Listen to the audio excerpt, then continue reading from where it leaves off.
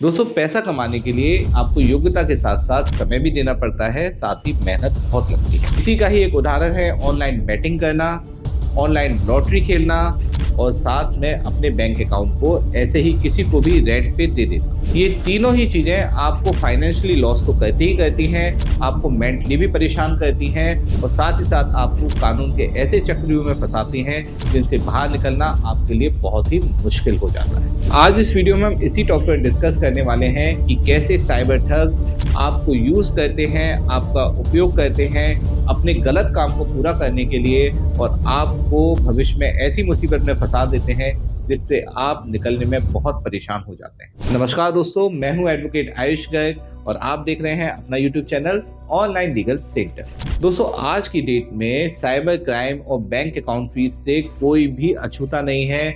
हम अपने वीडियोस के द्वारा लोगों को एजुकेट करते हैं, साथ में हमारा ये प्रयास होता है कि हम उनकी हर संभव मदद कर सकें जिससे वो इस परेशानी से फ्री हो सकते। एक जरूरी सूचना और दोस्तों, अगर गुजरात साइबर सेल से आपका बैंक अकाउंट फ्रीज हुआ है तो उसको अनफ्रीज कराने के लिए आपको कोई भी लीगल फी अब एडवांस में पे नहीं करनी है।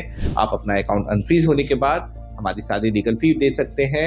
अधिक जानकारी के लिए आप हमारी हेल्पलाइन नंबर पर कॉल करें। तो चलिए दोस्तों, अब बिना देर करे टॉपिक को शुरू करते हैं। दोस्तों आजकल एक नया फ्रॉड आया है जो बहुत ज्यादा चल रहा है, ये है लॉटरी फ्रॉड।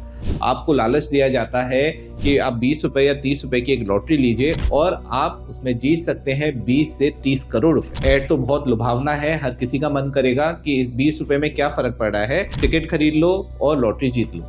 लेकिन दोस्तों ये एक लत है जो आपको लगाई जाती है और आपके साथ गलत काम किया जाता है, आपसे संग फ्रॉड किया जाता है, क्योंकि इसमें कोई भी कुछ जीतने वाला नहीं है, केवल जीतेंगे वही व्यक्ति जो फ्रॉड कर रहे हैं। तो इस प्रकार की ऑनलाइन लॉटरी फ्रॉड के चक्कर में आप बिल्कुल भी नहीं फंसे। वहीं दोस्तों अगर आप बैटिंग ऐप से विड्रॉ करते हैं ऑनलाइन गेमिंग के, आपको हर जगह ऐड दिख जाएंगे। आप सोशल मीडिया पे जाते हैं, फेसबुक, इंस्टाग्राम, टेलीग्राम, कई जगहों पे आपको इस प्रकार के ऐड मिलते हैं।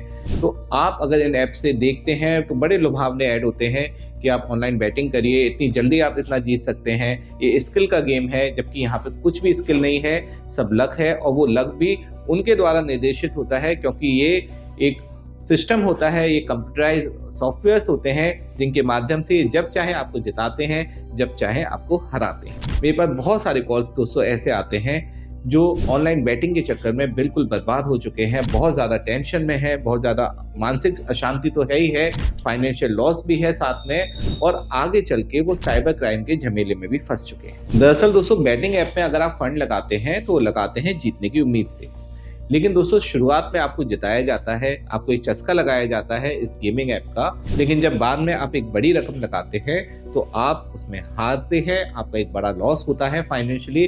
अगली बार आप दोबारा सोचते हैं मुझे इस अमाउंट को रिकवर करना है और आप और फंड लगाते हैं। धीरे धीरे आप ऐसे जंजाल में फंसते जाते हैं, ऐसे चक्रव्यूह में फंसते जाते हैं जिससे निकल पाना संभव नहीं होता है। बैटिंग ऐप में जो फंड आता है वो हमेशा साइबर क्राइम का फंड होता है।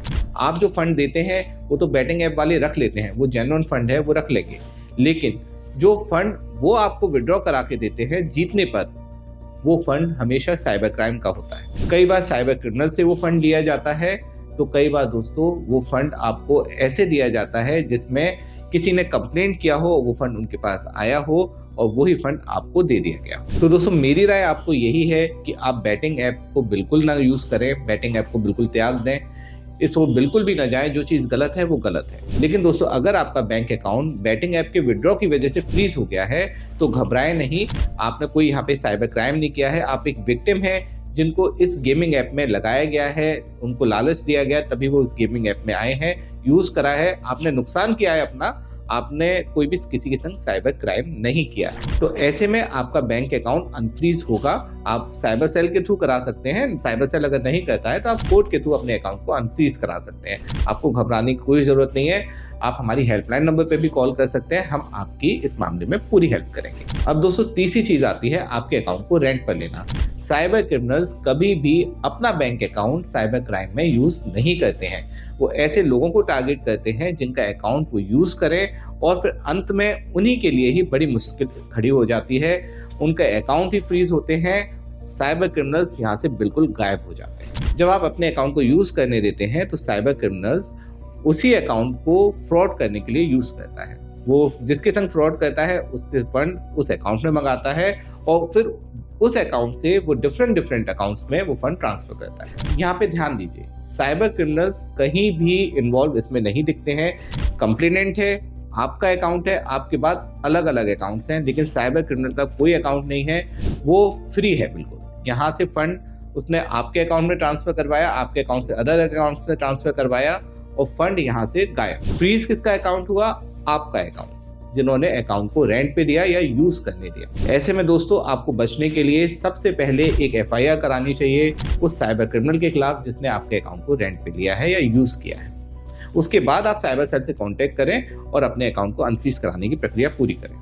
अधिक जानकारी के लिए आप हमारी हेल्पलाइन नंबर पर भी कॉल कर सकते हैं। दोस्तों, ऑनलाइन लीगल सेंटर एक लॉ फर्म है। हमारे ऑफिसेज ऑल ओवर इंडिया है। बैंक अकाउंट फीस या साइबर क्राइम से रिलेटेड किसी भी हेल्प के लिए आप हमारी हेल्पलाइन नंबर पर कभी भी कॉल कर सकते हैं। दोस्तों, अगर वीडियो अच्छा लगा हो तो इसे लाइक शेयर कमेंट जरूर कीजिएगा। फैमिली, फ्रेंड्स, कम्युनिटी, इन सब जगह पे इसको शेयर जरूर कीजिएगा, क्योंकि कोई भी साइबर क्राइम से कभी भी इफेक्टिव हो सकता है, कभी भी उनके संग कोई क्राइम हो सकता है, तो इसलिए उनको एजुकेट करना बहुत ज़्यादा ज़रूरी है। अंत में सतर्क रहें, अपने अधिकारों के लिए जागरूक रहें और ऑनलाइन लीगल सेंटर से जुड़े रहें। मिलते हैं अगले वीडियो में। जय हिंद।